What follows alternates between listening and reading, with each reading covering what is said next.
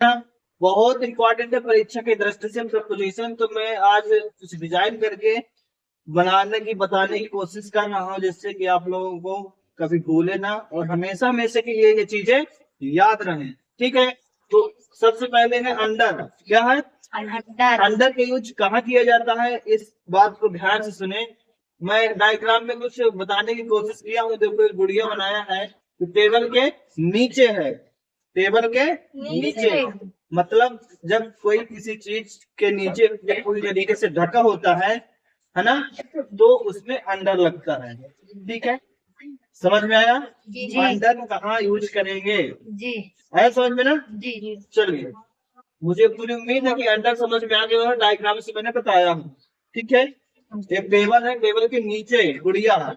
मतलब जब नीचे हो तो कंडीशन पे आपको अंडर का यूज करना है। ठीक है, अगली प्रपोजिशन देखिए क्या है, बिटवीन है। क्या है? बिटवीन। तो बिटवीन कहाँ यूज होता है, इसको ध्यान से समझें। देखो दो पेड़ बनाए हैं हमने, ठीक है ना, तो दो पेड़ों के बीच में वो गुड़िया है। ठीक है, जी।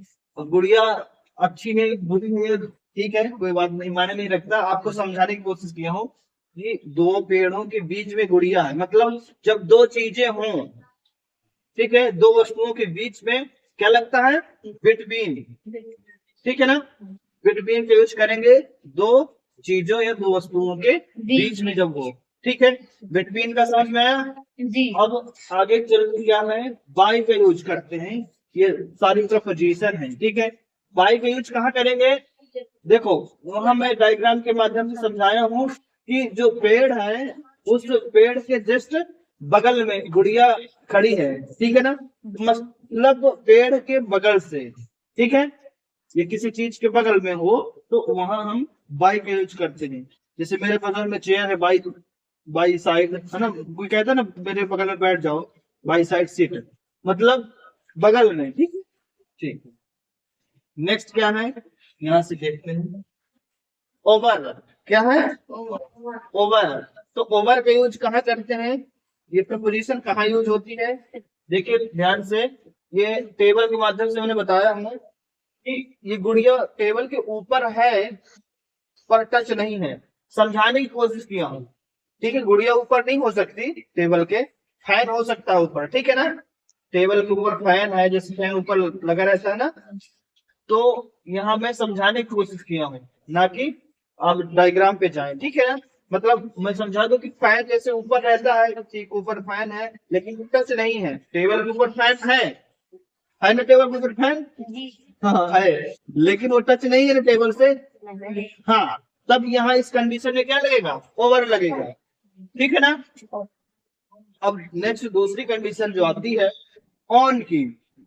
ओवर ऑन में दोनों जो ये प्रपोजिशन है, इसमें अक्सर बच्चे क्या होते हैं, रॉन्ग कर देते हैं। ठीक है ना, कंफ्यूज हो जाते हैं कि ऑन लगाएं या फिर ओवर लगाएं।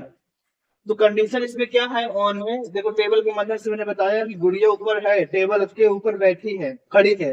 ठीक है ना, टच है, टेबल पर है, तो उस कंडीशन पे क्या लगाएंगे, ऑन। जब दोनों चीजें, जैसे टेबल के ऊपर डस्टर रखा है, तो डस्टर का टेबल का संबंध क्या है, दोनों का जुड़ा हुआ है, टच है। इस कंडीशन में क्या लगाएंगे, ऑन। जैसे किताब होती है टेबल के ऊपर, तो ऑन द बुक। ठीक है ना।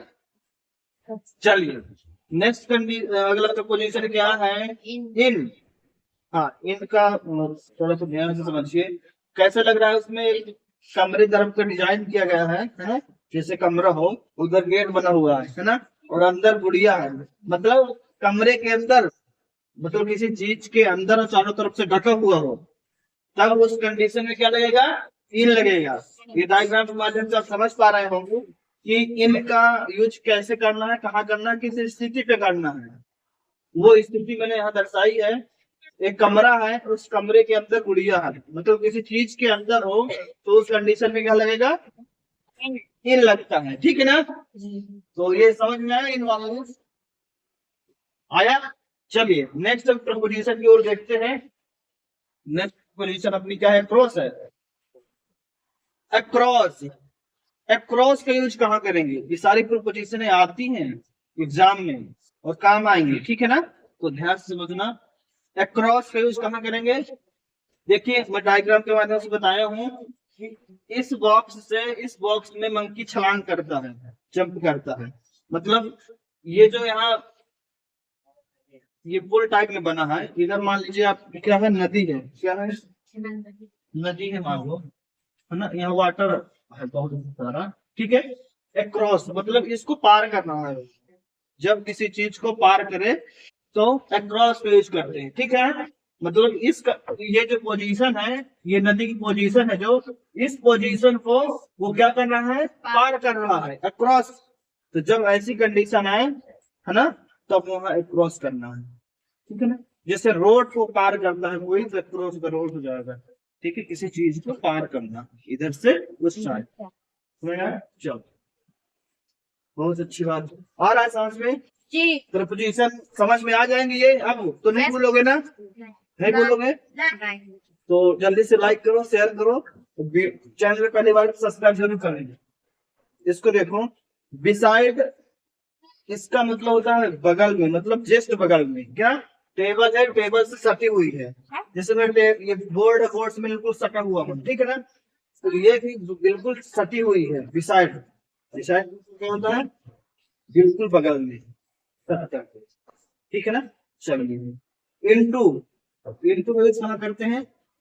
अब देखिए ये डायग्राम के माध्यम से मैंने समझाने की कोशिश की है। तो ये जो कुआं है ना, कुएं के अंदर मछली है, क्या है, मछली अंदर है। तो मछली तैरती रहती है, क्या रहती है, तैरती रहती है, स्थिर थोड़ी ना रहती है, मछली रहती है क्या। तो ये कंडीशन मैं इसलिए समझाया हूँ, इनटू का यूज वहां करेंगे जब किसी चीज के अंदर हो, बट वो क्या हो, गतिशील हो, क्या हो, गतिशील हो, स्थिर ना हो, तब हमारा क्या लगेगा, इनटू लगेगा। समझ में आया।